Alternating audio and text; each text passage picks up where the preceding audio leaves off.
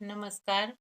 प्रस्तुत बा एगो राम जी के भजन। आशा करतनी कि आप सबके पसंद आई तो लाइक शेयर और सब्सक्राइब जरूर करब जा। कमेंट करके भी बताइब जा कि हमारे गीत भजन रुआ लोग के कैसन लागेला। धन्यवाद।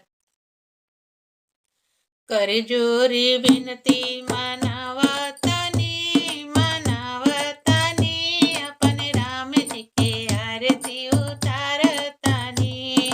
कर जोरी विनती मनावतनी मनावतनी अपन राम जी के आरती उतारतनी।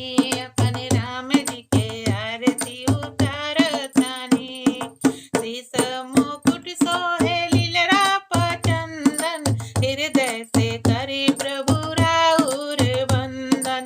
शीस मुकुट सोहे लीलरा पचंदन हृदय से करी प्रभु राउर वंदन। मने मने नाम गोहरावतनी मने मने नाम गोहरावतनी अपन राम जी के आरती उतारतनी। कर जोरी विनती मनावतनी अपन राम जी के आरती उतारतनी। दया के सागर कहाई धनुधारी नित नित नाम जपी नित नित पुकारी। दया के सागर कहाई धनुधारी नित नित नाम जपी नित नित पुकारी। राम जी के लीला बखानतनी राम जी के लीला बखानतनी अपन राम जी के आरती उतारतनी।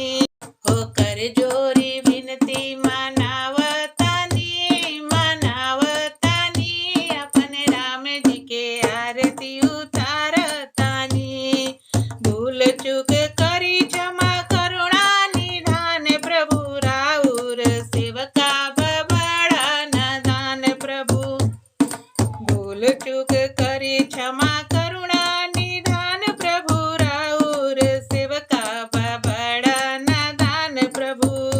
ओ चरण में शीस झुकावतनी चरण में शीस झुकावतनी अपन राम जी के आरती उतारतनी।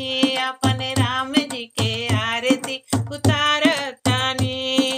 कर जोरी विनती मनावतनी मनावतनी अपन राम जी के आरती उतारतनी। अपन राम जी के आरती उतारतनी। अपन राम जी के आरती उतारतनी।